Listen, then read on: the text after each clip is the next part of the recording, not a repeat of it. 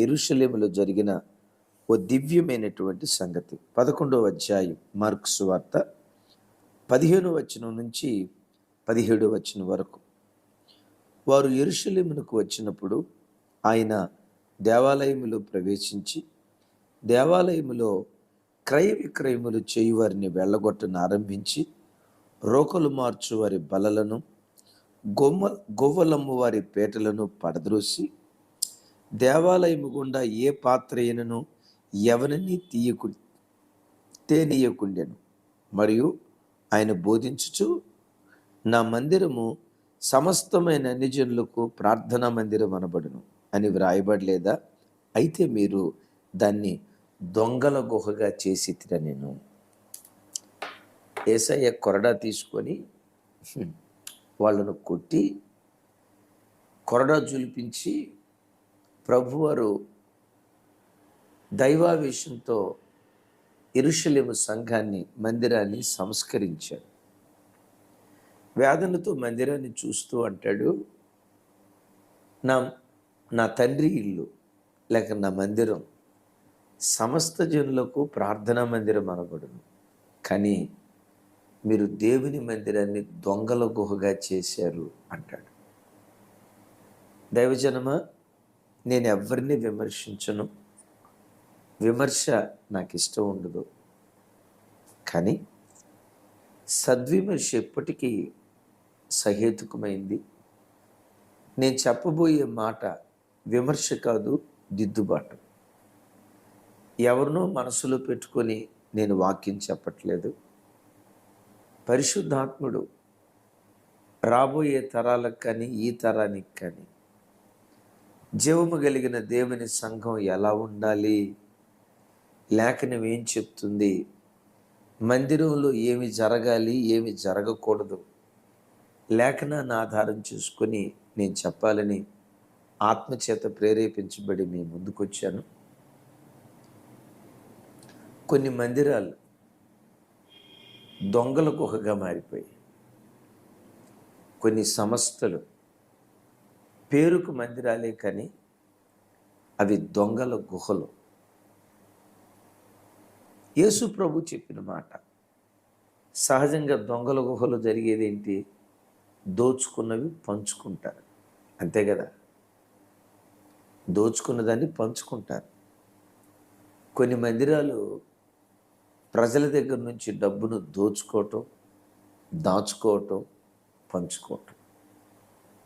పేరు మాత్రం సేవ, పేరు మాత్రం ఆత్మల రక్షణ, పేరు మాత్రం దేవుని రాజ్య వ్యాప్తి. జరిగే కార్యక్రమాలన్నీ దొంగల కార్యక్రమాలు కొన్ని మందిరాలలో. ఇశ్రాయేలు ప్రజలు సినాయి పర్వతం దగ్గర ఎద్దు బొమ్మను చేసి, ఓ ఇజ్రాయేలు, ఇదే నీ దేవుడైన యెహోవా. ఇటు దేవుడైన యెహోవా పేరు చెప్తున్నారు, అటు ఎద్దును ఆరాధిస్తున్నారు. దేవుని సేవ చేస్తున్నారు, దేవుని సేవ చేస్తున్నావు అని చెప్తున్నారు. దొంగలు ఎలా ఊళ్ళు దోచుకుంటారో, ఇళ్లను ఎలా దోచుకుంటారో, ప్రజల దగ్గర కొంతమంది సేవకులు డబ్బును దోచుకునే దొంగలుగా మారిపోయారు. కొన్ని మందిరాలు దొంగల గుహలైపోయాయి. గతంలో ఒక పర్యాయం నేను చెప్పాను. ఒక సేవకుడు సాక్ష్యం చెప్తూ, తన గతకాలపు కన్నీటి అనుభవాలు చెప్తూ, నేను సేవకు వచ్చి 18 సంవత్సరాలు అవుతుంది. సేవకు రాక మునుపు నాకేమీ లేదు, తినటానికి తిండి లేదు, కట్టుకోవటానికి సరైన బట్ట లేదు, ఏమీ లేదు నా బ్రతుకులో 18 సంవత్సరాల క్రితం. ఈరోజు 18 సంవత్సరాల తర్వాత నాకు లేనిదంటూ ఏదీ లేదు. దేవుడు నన్ను బహుగా ఆశీర్వదించి 18 ఎకరాల పొలం దేవుడు నాకు ఇచ్చాడు. ఎక్కడి నుంచి? సేవలో వచ్చే డబ్బుతో 18 ఎకరాలు. అది సంఘం అందామా, దొంగల గుహ అందామా? దొంగోడు దోచుకోవటమే కదా. 18 సంవత్సరాల క్రితం నాకేమీ లేదు. ఈరోజు 18 ఎకరాల పొలం దేవుడు నాకు ఇచ్చాడు. దేవుని మహా గొప్ప కృపను బట్టి ఆశీర్వదించబడ్డాను. అపోస్తుడైన పౌలేమో తనకు కలిగినది యావత్తు ఆత్మల కొరకు వేయిపరిస్తే, ఈ కాలపు సేవకులు ఆత్మల దగ్గర నుంచి డబ్బును దోచుకొని పిల్లలకు సరిపడ ఆస్తిపాస్తులు సంపాదించి పెడుతున్నారు. అవి దొంగల గుహలు కాకపోతే మందిరాలు ఎట్లా అవుతాయి? ఈరోజు వాక్యం వింటున్న దైవజనమ, నీకు ఆ దైవిక ప్రత్యక్షత ఉండాలి. వెర్రుడిలాగా పిచ్చిదానిలాగా ఏ మందిరానికి పడితే ఆ మందిరానికి వెళ్ళకు. ఇది దేవుని మందిరమా, దొంగల గుహ? దేవుడు ఆ స్థలాన్ని పట్టుకుని దొంగల గుహ అని ఎందుకన్నారో తెలుసా? ఆ స్థలంలో 3 హేయమైన కార్యక్రమాలు జరుగుతున్నాయి. ఒకటి, క్రయ విక్రయాలు జరుగుతున్నాయి. విన్నారా? ఏం జరుగుతున్నాయి? క్రయ విక్రయాలు అంటే అక్కడ జరుగుతున్నంత వ్యాపారం. యేసయ్య వేదనతో అంటారు కదా, ఒరేయ్ నా ఇంటిని వ్యాపారపు ఇల్లుగా, నా తండ్రి ఇంటిని వ్యాపారపు ఇల్లుగా మార్చారా మీరు. యేసయ్య వేదనతో అంటాడు. ఈ దినాల్లో కూడా కొన్ని సంఘాల్లో సేవ ముసుగుల వ్యాపారం, బిజినెస్ వ్యాపారం జరుగుతుంది. వీటికి ఆద్యుడు, నేను పేరు చెప్పను కానీ ఒక ఆయన ఉండేవాడు ఒకప్పుడు. ఆయనతో టిఫిన్ చేస్తే, ఆయనతో ఫోటో దిగితే 5,000 రూపాయలు, ఆయనతో కలిసి టిఫిన్ చేస్తే 10,000 రూపాయలు, ఆయనతో కలిసి లంచ్ కానీ డిన్నర్ కానీ చేస్తే 25,000 రూపాయలు. ఆ దైవసేవకుడు ప్రభు దగ్గరికి వెళ్ళిపోయాడులేండి. నేనంట, సేవ వ్యాపారమా? నేను ఇంకొక మాట కూడా అంట, ఈ జనాలకు కూడా బుద్ధి ఉండాలిగా. అరే, ఆయనతో ఫోటో దిగితే 5,000 ఏంటి? ఆయనతో టిఫిన్ చేస్తే 10,000 ఏంటి? ఆయనతో భోజనం చేస్తే 25,000 ఏంటి? అసలు అట్లాంటి సేవకుడితో నేను ఫోటో దిగితే నాకేం ఆశీర్వాదం? అలాంటి సేవకుడితో టిఫిన్ చేసి భోజనం చేసి నేను ముందుకునేదేంటి? పోగొట్టుకోవటం తప్ప. ఆ ఇంకిత జ్ఞానం ఈ వెర్రి జనానికి ఉండాలి కదా, ఆ జ్ఞానం లేక ఆ పాస్టర్ గారి దగ్గరికి వెళ్ళి ఫోటో దిగా 10,000 రూపాయలు కట్టి. ఇది క్రైస్తవ్యమా, దొంగల గుహ? ఆ ఇంకిత జ్ఞానం ప్రజలకు ఉండాలి కదా. దైవజనమా, కొంతమంది జీవము కలిగిన దేవుని మందిరాలను దొంగల గుహలుగా మారుస్తున్నారు. గుండెలు పగిలిపోతూ ఉన్నాయి, బ్రద్దలైపోతూ ఉన్నాయి. ఒక ఆయన అంటాడు, ఫలానా ఆయన మా టీవీ ప్రోగ్రామ్ స్పాన్సర్ చేశాడు. స్పాన్సర్ చేయక మునుపు ఉద్యోగం లేదు, స్పాన్సర్ చేసిన తర్వాత మంచి ఉద్యోగం వచ్చింది. మీకు ఉద్యోగం కావాలా? అయితే మా టీవీ ప్రోగ్రాంకి స్పాన్సర్ చేయండి, మీకు ఉద్యోగం వస్తుంది. అది మందిరమా, దొంగల గుహ? దైవజనమా, ఇలాంటి మందిరాలను చూసి దేవుడు ఏడుస్తున్నాడు, దేవుడు కన్నీళ్లు కారుస్తున్నాడు. మరొక పాస్టర్ గారు అంటాడు, నాతో పర్సనల్గా ప్రేయర్ చేయించుకోవాలంటే 10,000 రూపాయలు మా ఎంట్రన్స్లో, నేను ఉండే రూమ్ ఎంట్రన్స్లో వాలంటీర్స్కి పే చేసి నా దగ్గరికి రండి, నేను పర్సనల్గా ప్రే చేస్తాను. ఈ పిచ్చి జనం గుంపులుగా వెళ్ళి ప్రార్థన చేస్తున్నారు. నేనంట, ప్రార్థన చేస్తాను 10,000 రూపాయలు కట్టండి అన్నాడంటే అసలు అట్లాంటి దైవ సేవకుడు ప్రార్థన దేవుడు వింటాడా? ఈ పిచ్చి జనానికి బుద్ధి జ్ఞానం ఉండాలి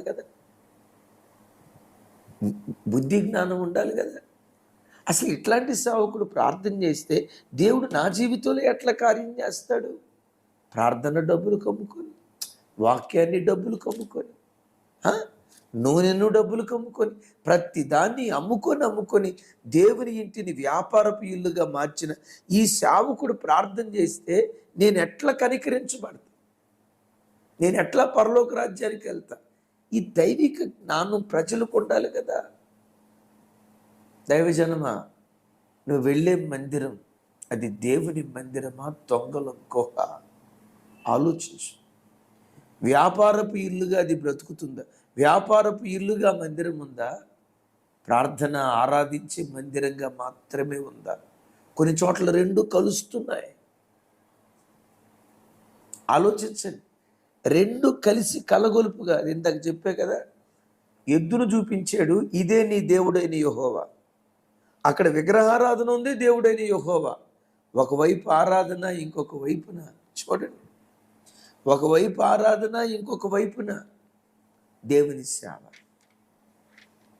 చూడండి, ఇక్కడ మందిరం ఉంటుంది, ఆ మందిరానికి చెందిందే అంత దూరాన రెస్టారెంట్, పాస్టర్ గారి రెస్టారెంట్, పాస్టర్ గారి మెడికల్ షాపు.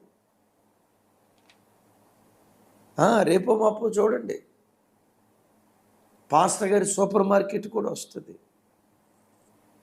అవి మందిరాల, దొంగల గుహల? నేను ఎరిగిన ఒక పాస్టర్ గారు ఉన్నాడు. వాళ్ళ పాస్టర్లు అనాలో ఏమనాలో నాకు అర్థం కాదు. తీర్పు తీర్చుతున్న పని కాదు కాబట్టి నేను చెప్తున్నాను. ఆ దైవ సేవకుడు విశ్వాసులకి ₹2 వడ్డీకి ఇస్తాడు. ₹2 వడ్డీకి. ఏమయ్యా ఇట్లాంటి ధర్మ వడ్డీ అయ్యగారు? ఆ వచ్చిన డబ్బు దేనికి వాడతాను అనుకుంటున్నారు? సేవకే వాడతాను అయ్యగారు. కొన్ని మందిరాలు దొంగల గుహలైపోయాయి. ఏడుస్తున్నాడు. మట్టల ఆదివారపు దినాన మందిరాన్ని, అంటే ఈ రోజున మందిరాన్ని శుద్ధి చేస్తున్నాడు. సేవక, ఇలాంటి వాక్యానికి భిన్నమైన పనులు ఒకవేళ నువ్వు చేస్తూ ఉంటే ఈ రోజైనా నిన్ను సరి చేసుకో, దిద్దుబాటు చేసుకో. నువ్వేం చేసినా ప్రజల మందిరానికి వస్తున్నారని, రైట్, నా తప్పు కూడా ఒప్పే అని నిన్ను భ్రమపరుచుకుంటే రేపు తీర్పు దినాన నీవు దేవునికి లెక్క అప్పచెప్పాలి. జాగ్రత్త. ఈ వాక్యం విని కూడా ఆ దొంగల గుహ దగ్గరికి నువ్వు వెళ్తే విశ్వాసి, రేపు నీవు దేవునికి లెక్క అప్పచెప్పాల్సి వస్తుంది. జాగ్రత్త. ఎందుకు దేవుడు వాటిని చూసి దొంగల గుహ అన్నాడంటే, రెండవది, రోకలు మారుస్తున్నారట. రోకలు అంటే అక్కడ జరిగేది ఏంటంటే, రోకలు మార్చడం అంటే, రోకలు అంటే డబ్బులు, షెకిల్ అని, దేనారని, ఈ కాలంలో రూపాయి అని, డాలర్ అని, at the same time pound అని, ఇట్లా రకరకాలుగా. మన దేశంలోనైతే రూపాయి కదా, అక్కడ కూడా షెకిలు, దేనారాలు, గమనించండి, డాలర్లు మార్చుకుంటున్నారు. చాలామంది సేవకులు చూడండి, ఏ తెల్లదొర దొరుకుతాడా, ఏ ఫారినర్ దొరుకుతాడా, ఏ ఆస్ట్రేలియా వాడితో కనెక్షన్ మనకు దొరికిద్దా, ఏ అమెరికా వాళ్ళతో కనెక్షన్ దొరికిద్దా అని ఇక రేయింబవళ్ళు రోకలు మార్చేటువంటి కార్యక్రమమే సేవ ఉండదు. ఒకరోజు దైవజనులు రాజశేఖరయ్య గారు చెప్తా ఒక తెలిసిన పాస్టర్ గారికి ఫోన్ చేశారట. పాస్టర్ గారు లిఫ్ట్ చేశారు. ఉదయం 9 ఆ ప్రాంతంలో, అమ్మ పాస్టర్ గారికి ఫోన్ ఇవ్వండి అంటే, అయ్యగారు జస్ట్ ఇంతకు మునిపే పండుకున్నాడు అయ్యగారు, లేచిన తర్వాత నేను చేపిస్తా అయ్యగారు. సరే, ఈ టైం దాకా పండుకున్నాడు ఏంటి అని సరే అయ్యగారు ఫోన్ పెట్టేశారట. ఆ సేవకుడు బిజీ వల్ల ఏం చేయలేకపోయారు. మరలా మరుసటి రోజు ఉదయం 8, 9 ఆ ప్రాంతంలో ఫోన్ చేస్తే, అయ్యగారు పండుకున్నారు అయ్యగారు, ఇందాకే పండుకున్నారు అయ్యగారు అని అందంట. ఏమ్మా, నిన్న 9ంటికి పోయిస్తే పండుకున్నాడు అన్నారు, ఈరోజు ఫోన్ చేస్తే పండుకున్నా అన్నారు, ఏంటమ్మా అంటే, అయ్యగారు రాత్రి నిద్రపోలేదు అయ్యగారు. ఏమో మందిరంలో ఆల్ నైట్ ప్రేయర్ జరిగిందా? ఆల్ నైట్ ప్రేయరా పాడా అయ్యగారు? ఆ కంప్యూటర్ దగ్గర కూర్చుంటాడు అయ్యగారు, ఇంటర్నెట్లో లాగిన్ అవుతాడు అయ్యగారు, ఏ తెల్లదొరలు దొరుకుతారా అని రాత్రి అంతా చాటింగ్ చేస్తాడు అయ్యగారు. భార్య ఏడుస్తా చెప్తుందట, రోజు ఇదే తంతయ్య. ఆత్మల సంపాదన కోసం అట్లా ఏడిస్తే మా సంఘం ఎప్పుడూ కట్టబడేది. 24 గంటలు ఇంటర్నెట్లో కూర్చోవటం, ఏ తెల్ల దొర దొరుకుతాడు, అమెరికా దొర దొరుకుతాడా, ఆస్ట్రేలియా దొర దొరుకుతాడు, ఇంగ్లాండ్ దొర దొరుకుతాడా, లండన్ దొర దొరుకుతాడు. 24 గంటలు ఆ సిస్టమ్ దగ్గర కూర్చుని నెట్లో సెర్చ్ చేస్తూ ఉంటాడు, చాట్ చేస్తూ ఉంటాడు. కొంతమంది దైవజనులు ఉంటారు, దుర్మార్గం. మేము వెధవరాలను పోషిస్తున్నామని, మేము అనాథలను పోషిస్తున్నామని దొంగ రిపోర్ట్లు రాసి సపోర్టు తెచ్చుకున్నటువంటి దొంగల గుహగా పిలువబడుతున్న సోకాల్డ్ దైవ సేవకులు లేకపోలేదు. మా దగ్గర 100 మంది విధవరాళ్ళు ఉన్నారు, 50 మంది అనాథ బిడ్డలు ఉన్నారు. రిపోర్ట్లు రాసి అక్కడ ఉండేది 10 మందే ఉంటారు, ఇక్కడ ఉండేది 5 మందే ఉంటారు. డబ్బు తెప్పించుకొని రిపోర్ట్ రాసి సపోర్ట్ తెప్పించుకుంటారు. వాళ్ళకి భయం లేదా? వెధవరాళ్ళ పేరు చెప్పి డబ్బట్లా దోచుకుంటే రేపు ఆ శాపం వాళ్ళ మీదకి వచ్చి వాళ్ళ భార్య వెధవరాలైపోద్దేమో, ఆ భయం ఆ దైవ సేవకుడికి ఉండొద్దా?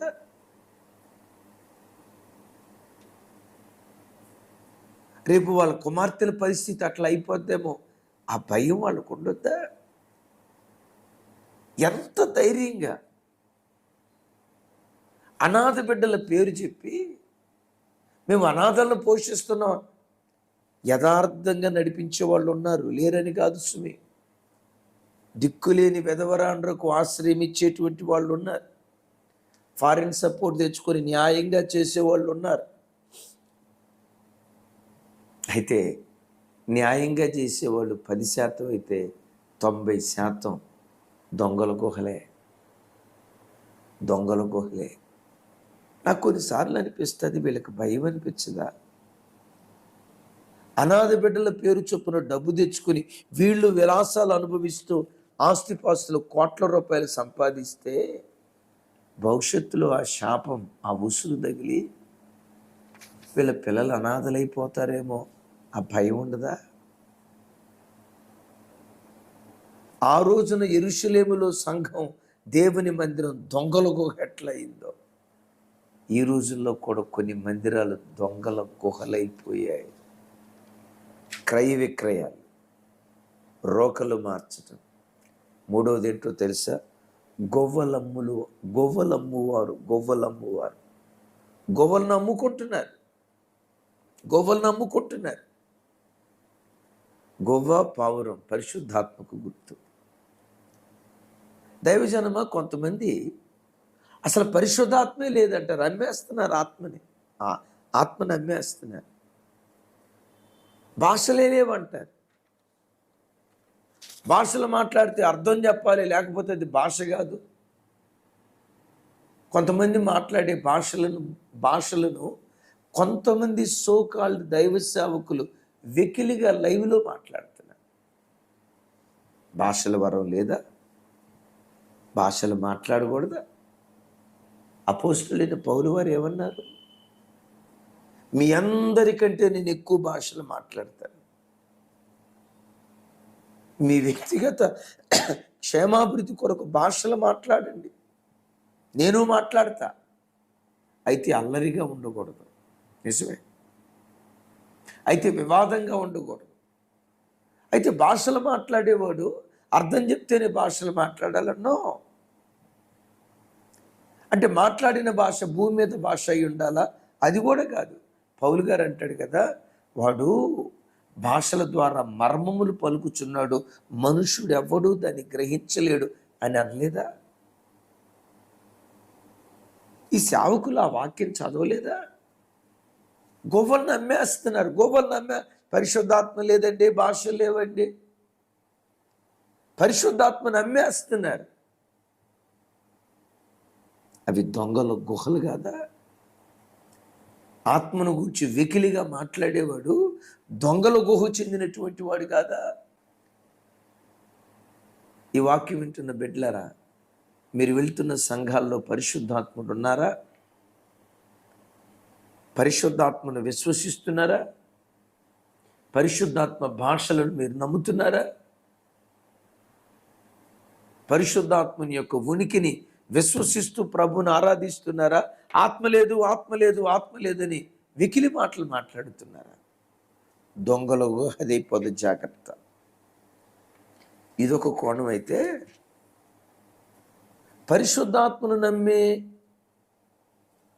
పరిశుద్ధాత్మ అభిషేకాన్ని విశ్వసించే కొన్ని పెంతుకోస్తు సంఘాల్లో అభిషేకాన్ని నమ్ముకుంటున్నారు.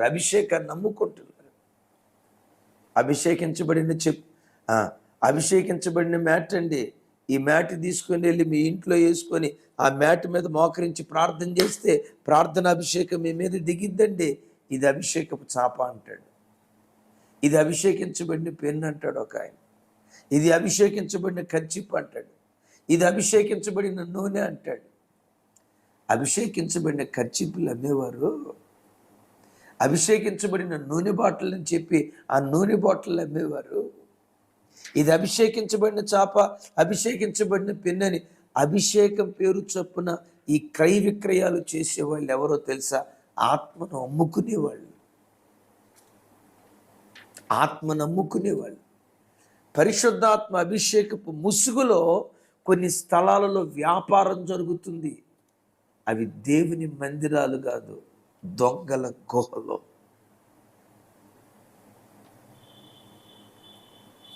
ఒక ఆయన అంటాడు, దేవుని అభిషేకం మీ మీదకి వస్తుంది, నేను అనాయింటింగ్ రిలీజ్ చేస్తున్నా. ఇక అనాయింటింగ్ అంతా మనోడి చేతిలోనే ఉన్నట్టు మాట్లాడతాడు. అనాయింటింగ్ రిలీజ్ చేస్తున్నా. మీ జేబులో ఎన్ని 100 రూపాయల కాగితాల్లో నువ్వు చెక్ చేసుకోండి, ఎన్ని 500 రూపాయల కాగితాల్లో నువ్వు చెక్ చేసుకోండి. ఒకవేళ 10 500 రూపాయల కాగితాలు ఉంటే నేను ప్రార్థన చేసిన తర్వాత అది 11 అవుతాయి, అది 12 అవుతాయి, అది 15 అవుతాయి. ఇదిగో అనాయింటింగ్ అని. దైవజనమా, కూర్చున్న ప్రజలకి ఇంకిత జ్ఞానం ఉండాలి కదా. ఈ సేవకుడు దొంగల గుహ, నీ బుద్ధి ఏమైంది? ఏంటయ్యా ఈ అద్భుతం? ఇది అద్భుతం అంటారా? డబ్బులు ఎట్లా పెరుగుతాయి?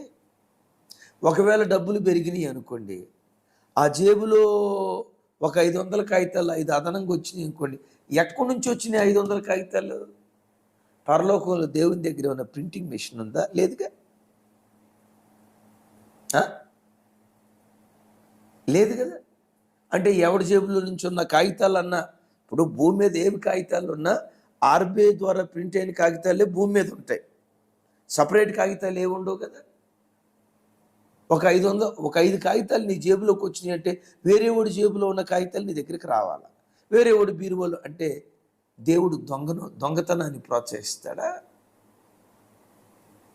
కింద కూర్చున్న జనానికన్నా బుద్ధి ఉండాలి కదా. ఏం మాట్లాడుతున్నావు? బుద్ధి లేని సేవకుడు, గువ్వలమ్మే సేవకుడు. డబ్బులు పెరగటం ఏంటి? ఆ డబ్బులు ఎక్కడి నుంచి వస్తాయి? ఒకవేళ పరలోకం నుంచి దేవుడు జేబులో పెట్టాడు అనుకోండి, అంటే దేవుడు దొంగ కాగితాలు ముద్రించేవాడా? అరే, బుద్ధి జ్ఞానం జనాలు కూర్చున్న చెప్పేవాడు ఏదో చెప్తున్నాడు. బెరయా సంఘానికి ఉన్న ప్రత్యక్షత ప్రజలకు ఉండాలి కదా. కొన్ని మందిరాలు దొంగల గుహలవుతున్నాయి. క్రైస్తవుడా, ఈరోజు రోషం తెచ్చుకునే రోజు, సంఘాన్ని సంస్కరించుకునే రోజు, సంఘంలో ఉన్న అవలక్షణాలను దిద్దుబాటు చేసుకునే రోజు. ఎందుకు సంఘాలు, దేవుని మందిరాలు అన్ని ప్రజల మధ్యలో వెకిలైపోతున్నాయి? ఎందుకు ఎగతాళిగా మాట్లాడుతున్నారు? కొంత అవకాశం ఇచ్చింది మనం కాదా? వాళ్ళు వెకిలిగా మాట్లాడటానికి, విమర్శించేవాడు విమర్శిస్తాడు ఏం చేసినా, కొంత మనం అవకాశం ఇస్తున్నాం కదా. ఆత్మ పేరిట ఎంత వ్యాపారం ఈరోజు జరుగుతుందో. ఒక ఆయన అంటాడు, మీకు బంగారపు చైన్, నేను అభిషేకం రిలీజ్ చేస్తాను, మీకు బంగారపు చైన్ పొడుగు పెరుగుతుంది, పొడుగు పెరుగుతుంది. బట్టతల, ఇదిగో అనాయింటింగ్ రిలీజ్ చేస్తున్నా, వెంట్రుకలు ఫుల్లుగా వస్తాయి. ఈసారికే బట్టతల ఇగ్గు పెట్టుకున్నాడు. ఏంటిది? అరే తల వెంట్రుకలు పెరగటం ఏంటి, నల్ల వెంట్రుకలు, అసలు ఏంటి ప్రభు చేసే అద్భుతాలు ఇవే? అసలు ఏమండి, శరీర సంబంధమైన నేత్రాశ, శరీరాశ, జీవపు డబ్బాలు ఒకడిలో పెరిగేటట్లుగా ఇలాంటి పనికిమాలిన అద్భుతాలకు ప్రభు చోటిస్తాడు. అరే కింద కూర్చున్న జనానికన్నా ఉంటారు కదా. ఆ మధ్య ఒక సాక్ష్యం చెప్తుంది ఒక అమ్మాయి. అయ్యగారు ప్రార్థన చేయకమునుపు నేను నల్లగా ఉన్నా, అయ్యగారు ప్రార్థన చేసిన తర్వాత తెల్లగా అయిపోయాను. విచిత్రం, కొసమెరుపు. ఈ సాక్ష్యం విన్న కింద కూర్చున్న వాళ్ళు ఉన్నారు చూసారా, చప్పట్లు కొడుతున్నారు. మా రాజశేఖరయ్య గారిని అడిగితే ఏమంటారు తెలుసా? వాళ్ళ చేతులు నరికినా తప్పులేదు తమ్ముడా అంటారు. బుద్ధి జ్ఞానం ఉండాలి కదా. సంఘం అన్ని ప్రజల మధ్యలో వెకిలి వెకిలి వెకిలి అయిపోతుంది. కొన్ని మందిరాలు దొంగల గుహలు అయిపోతున్నాయి. దైవజనమా, ఏదో ఒక సంఘం లేండి, ఎందుకు మనకి ఇవన్నీ? ఆదివారం ఒక గంట వెళ్ళి కూర్చుందాం, మనకి ఎందుకండి ఇవన్నీ? తప్పు చేసిన వాడికి ఎంత శిక్ష, తప్పును ప్రోత్సహించిన వాడికి కూడా అంతే శిక్ష. ఏంటి అపోస్తులు సేవ చేసిన విధానం? అపోస్తులు సేవ చేసిన పద్ధతి ఏంటి? ప్రజలు స్థిరాచర ఆస్తులు అమ్మి అపోస్తుల పాదాల దగ్గర పెడితే, అపోస్తులైనటువంటి పేతురు వారు శృంగారం అనే దేవాలయానికి వెళ్ళేటప్పుడు పుట్టుకుంటువాడు పేతురు వైపు అయ్యా సహాయం చేయి అన్నట్లుగా చూస్తూ ఉంటే ఏమంటాడు తెలుసా? వెండి బంగారములు మా యొద్ద లేవు కానీ మా యొద్ద ఉన్నదే నీకు ఇచ్చుచున్నాం, నజరేయుడైన యేసు నామములో లేచి నడువు. అయ్యా పౌలా, అయ్యా పేతురా, వీళ్ళంతా ధనం తీసుకొచ్చి నీ పాదాల దగ్గర పెట్టారు కదా, ఆ ధనం ఏమైపోయింది? నా కూతురు పేర పెట్టుకున్నా, నో. ఎవరికి తెలియకుండా బ్యాంక్ బ్యాలెన్స్ దాచుకున్నా, నో. మరి ఏమైపోయినాయి? దేవుని సేవ కొరకు వెదజల్యం అయ్యా, వెదజల్యం. 2 ఖండాలలో దేవుని వాక్యం ప్రకటించిన అపోస్తుడైన పౌలు వారు అద్దె ఇంట కాపురం ఉండి దేవుని సేవ చేశాడు. ఈ కాలంలో కొంతమంది సేవకులు అనుభవించే సుఖం, లగ్జరీ, విలాసవంతమైన జీవితం దేవుని నామానికి అవమానం కలిగేటట్లుగా సంఘాలను, దేవుని మందిరాలను దొంగల గుహగా మారుస్తున్నారు. ఒక ఆయన చెప్తూ అంటాడు, నా కోటుకున్న ఒక్కొక్క గుండి ఖరీదు 5,000 రూపాయలు. నా కోటుకు మొత్తం 8 గుండీలు ఉంటాయి. 8 5లు, నా కోటుకున్న గుండీలే 40,000 రూపాయలు. గుండీలే 40,000 రూపాయలు అయితే కోటు, నా చేతికున్న వాచ్ 1,00,000 రూపాయలు. నేను ఎందుకు ఇంత రిచ్గా ఉంటానో తెలుసా? నేను ఆరాధించే దేవుడు రిచ్గా అంటాను. ఈ పిచ్చి పట్టిస్తున్నారు కొంతమంది, ఈ పిచ్చి పట్టిస్తున్నారు. ఇంకొక ఆయన ఏమంటాడు తెలుసా? నా దేవుడు రారాజు, ఆయన రాజు అయినప్పుడు నేను యువరాజుని, ఆ రాజుకు తగినట్లుగానే నా డెకరేషన్ ఉండాలి కదా, నా వస్త్రధారణ ఉండాలి కదా. అదే నిజమైతే పాత నిబంధన కాలంలో ప్రవక్తలు గోనె పట్ట కట్టుకొని ఎందుకు సేవ చేశారు? అలాగే నేను గోనె పట్ట కట్టుకోమంటలేదు సుమి, నేను గోనె పట్ట కట్టుకోమంటలా. తెల్ల బట్టలు వేసుకున్నవాడే పైనుంచి ఊడిపడినాడు, నో. విలాసవంతమైన వస్త్రధారణ సేవకుడికి తగింది కాదు. మిగుల వెలగల వస్త్రాలు ధరించటం దేవుని సేవకుడికి తగింది కాదు. ఈ కింద కూర్చున్న పిచ్చి జనం ఉన్నారు చూసారు కొంతమంది, వీళ్ళకి దురద చెవులు కలిగిన వాళ్ళై హితబోధ, ఆరోగ్యకరమైన బోధ మీద లక్ష్యం ఉంచకుండా ఇట్లాంటి మాటలు చెప్పేవాళ్ళంటే భలే ఇష్టపడతారు. ఎందుకో తెలుసా? కింద కూర్చున్న బ్యాచ్లో కొంతమంది సోకురాయుళ్ళు ఉంటారు. గమనించండి, ఇక ఈయన సోకు చేసుకుంటాడు, వాళ్ళు సోకులు చేసుకుంటారు. దొందు సరిపోయింది. ఏలియా ప్రవక్త శ్రీమంతుడకు దేవుని కాదా ప్రకటించింది? మరి గోని పట్ట కట్టుకుని ఎందుకు ప్రకటించాడు?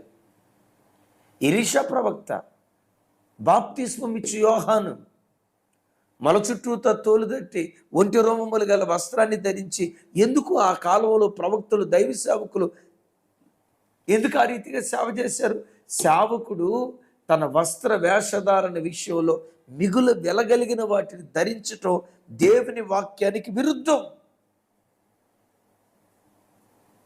మీరు అనొచ్చు, ఆ కాలం అంటే పాస్టర్ గారు, ఆ కాలం అంటే సరిపోయింది. ఈ కార్పొరేట్ రంగంలో ఈ టెక్నాలజీ ఎంత విస్తృతంగా ఉన్న ఈ దినాల్లో అంత సింపుల్ వస్త్రధారణ ధరిస్తే మనల్ని ఎవరు గౌరవిస్తారండి? అది ఆ కాలానికి సరిపోద్ది.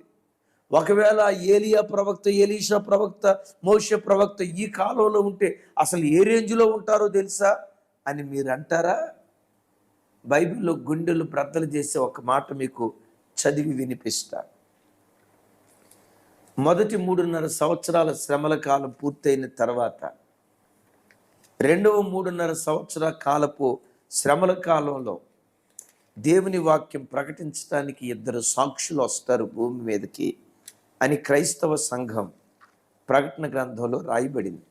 క్రైస్తవ సంఘం ఏమని విశ్వసిస్తుందంటే, కొందరేమో వారిరువురు మోషే, ఏలియా అని, మరికొందరు హానోకు, ఏలియా అని.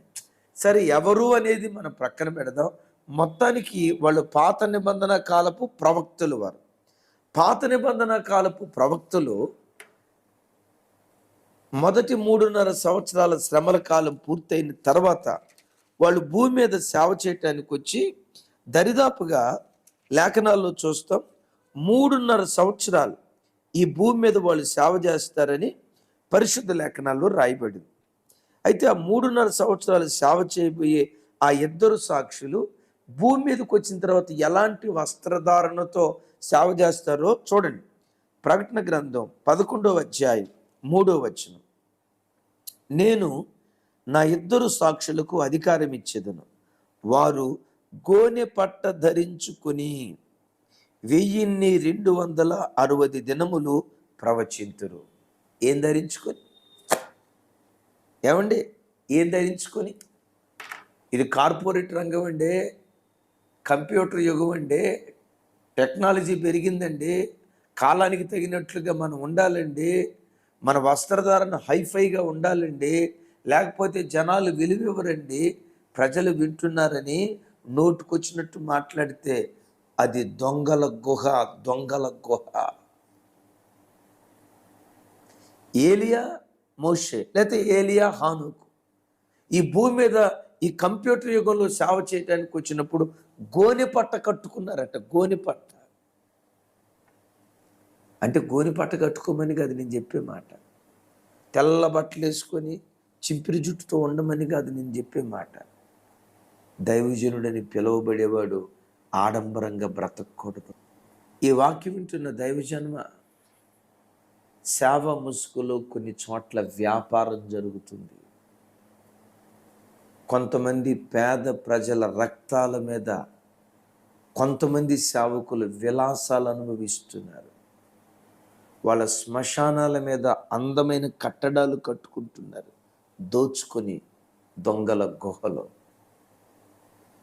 యేసుక్రీస్తు వారు 3.5 సంవత్సరాలు సేవ చేశారు కదా. ఆకాశ పక్షులకు గూళ్ళు ఉన్నాయి, నక్కలకు బొరియలు ఉన్నాయి, మనిషి కుమారుడు తలవాల్చుకోవటానికి చోటు లేదు. తాను చనిపోబోతారు అని తెలిసి కూడా తన సమాధి కార్యక్రమానికి రూపాయి కూడా ప్రభు దాచిపెట్టుకోవాలి. ఆయన దగ్గర వాక్యం వినటానికి అధికారులు వచ్చారు, అధిపతులు వచ్చారు, లక్షల కొలది ప్రజలు తండోపతండాలుగా వచ్చారు. ఎంత దాచుకోవాలో, ఎంత దోచుకోవాలో దోచుకోవాలా. ఎందుకో తెలుసా? ఆయన దొంగల గుహ కాదు, ఆయన దేవుని మందిరం. అపోస్తులైన పౌలు వారు ఆసియా ఖండం, యూరప్ ఖండం 2 ఖండాలలో దేవుని వాక్యం ప్రకటించాడు. అద్దె ఇంట కాపురం ఉండాల్సిన గతి ఆయనకేమొచ్చింది? ఎందుకో తెలుసా? కలిగినది యావత్తు ఆత్మల సంపాదన కొరకు వెదజల్లాడు. సేవకుడు ఇల్లు కలిగి ఉండకూడదా? కలిగి ఉండాలి. సుఖంగా బ్రతకూడదా? బ్రతకూడదు అనేది కాదు నా అభిప్రాయం. కొంతమంది సేవకులను గురించి నేను చెప్తున్నాను. ప్రజల దగ్గర నుంచి డబ్బును దోచుకొని కోట్లకు కోట్లకు పడగెత్తుతున్నారు. అమాయకుల రక్తాన్ని పీల్చుకొని తింటున్నారు. వ్యాపారాలు జరుగుతున్నాయి దొంగల గుహలు. ఈ వాక్యం వింటున్న బిడ్డ, నువ్వు దేవుని మందిరానికి వెళ్తున్నావో దొంగల గుహకు వెళ్తున్నావో ఆలోచించు. కొన్ని చోట్ల రెండూ కలిసి ఉంటాయి.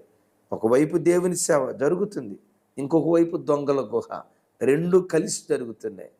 అలాంటి మందిరానికి వెళ్తున్నావో దేవుని మందిరానికి వెళ్తున్నావో ఆలోచించు. నువ్వు వెళ్తున్న సంఘాన్ని మానమని నేను చెప్పను. అలాంటి కార్యక్రమాలు ఆ సంఘంలో జరిగితే నిలువరించు. ఇది వాక్యానికి భిన్నం, ఈ కార్యక్రమాలు ఎందుకు చేస్తున్నారు, నిలువరించి దేవుని సన్నిధిలో అడగండి.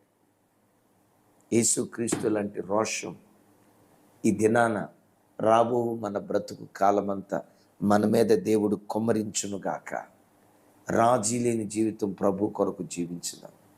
ఏం డబ్బు లేకపోతే లేకపోయింది, తినటానికి ముద్ద అన్నం ప్రభు ఇస్తాడు కదా. సింహపు పిల్లలైనా లేమితో అల్లాడిపోతాయి. ఆయన్ని ఆశ్రయించే పిల్లలకు ఏ మేలు కొదువు కాకుండా ముద్ద అన్నం ప్రభు పెడతాడు కదా. తన మహిమ ఐశ్వర్యంలో మన ప్రతి అవసరత తీరుస్తాడు కదా. ఇంతకు మించి ఏం కావాలి? చచ్చేటప్పుడు నూలు పోగు కూడా తీసుకొని వెళ్ళమని ప్రజలకు ప్రకటిస్తాం. మనం ఏం దాచుకోవద్దు, వెదజాలండి అని చెప్తాం. అదే సేవకుడు చూడండి, నూలు పోగు కూడా తీసుకొని వెళ్ళమని చెప్పి నూలు పోగులుగా వెనక. ఒకవేళ అలాంటి స్థితిలో ఉంటే ఈరోజు మారదాం. ఒక నిస్వార్థమైన పని ప్రభు కొరకు చేద్దాం. అట్టి కృప దేవుడు మనందరికీ దయచేయునుగాక. మిమ్మల్ని అందరినీ బ్రతిమలాడుకుంటున్నాం. విన్న ఈ వర్తమానం మీరు ఎంతమందికి షేర్ చేయగలరో అంతమందికి షేర్ చేయండి. ఇది ఎవరిని విమర్శిస్తూ చెప్పింది కాదు, మనలను మనం దిద్దుబాటు చేసుకోవాలి. ఏది వాక్యమో మీకు తెలియచేయాలని నేను ఏ సేవకుని పేరు చెప్పను కూడా. వాళ్ళు గనులైన సేవకులు, వాళ్ళని విమర్శించటం నా పని కాదు. కానీ వాక్యం ఏదో అది నేను చెప్పకపోతే నా దేవుని ఎదుట నేను దోషినవుతాను. వాళ్ళ ఆత్మల విషయమై నేను ఉత్తరవాదిని అవుతాను. అర్థం చేసుకోండి. ఎంతమందికి షేర్ చేయగలరో అంతమందికి షేర్ చేయండి. కృపా సమాధానములు మనందరికీ తోడై ఉండును గాక.